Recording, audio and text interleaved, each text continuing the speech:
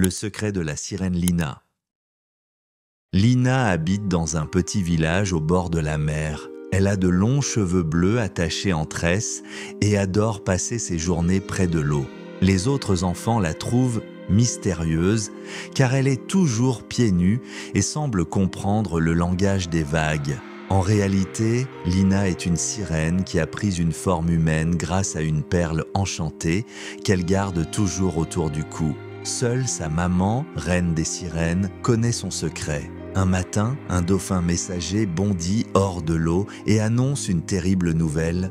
Le grand coquillage magique qui protège l'océan a été volé par un pirate ensorcelé. Sa maman apparaît dans un tourbillon d'écume et confie une mission à Lina. Retrouver le coquillage avant que la mer ne devienne sombre et dangereuse.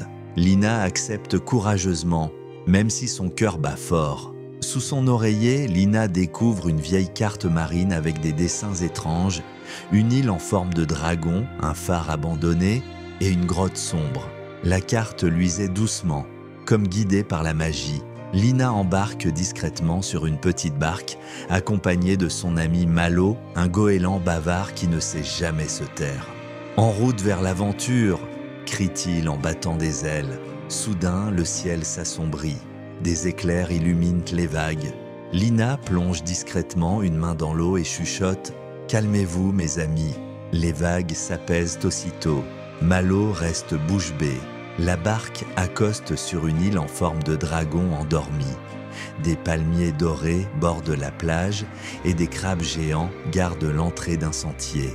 Lina leur chante une berceuse de sirène et les crabes s'écartent, assoupis. Au sommet de la colline se dresse un vieux phare brisé. À l'intérieur, Lina et Malo trouvent une lanterne magique qui éclaire seule. La lumière dessine dans l'air l'image du pirate ensorcelé et de son navire noir.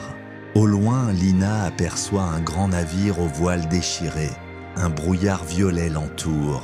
À la proue, une silhouette inquiétante, le pirate aux yeux brillants, prisonnier d'un sortilège.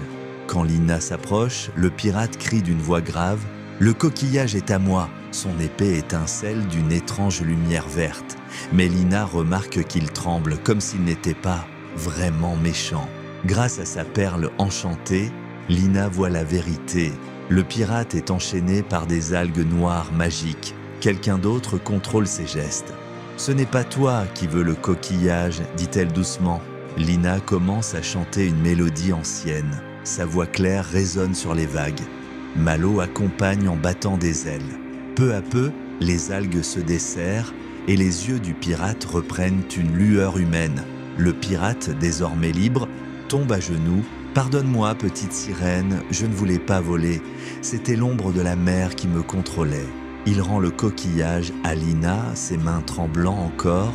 Lina prend le coquillage entre ses mains. Il brille d'une lumière arc-en-ciel et chante doucement.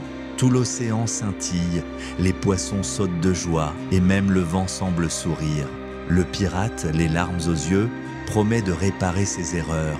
Il dit qu'il protégera désormais les océans au lieu de les piller. Malo ricane. Tant mieux, parce que tu faisais peur. De retour dans l'océan, les sirènes accueillent Lina avec des danses et des chants. Des hippocampes forment des rondes et des méduses lumineuses éclairent la fête. La maman de Lina, rayonnante, lui pose une couronne de coquillages sur la tête. « Tu as sauvé l'océan, ma fille. Tu as prouvé que ton courage et ta gentillesse sont plus forts que la peur. » La reine lui demande « Veux-tu rester sirène ou continuer à vivre parmi les humains ?» Lina sourit et répond « Les deux. Je protégerai la mer tout en vivant avec mes amis sur la terre. » De retour au village, Lina retrouve sa barque et Malo.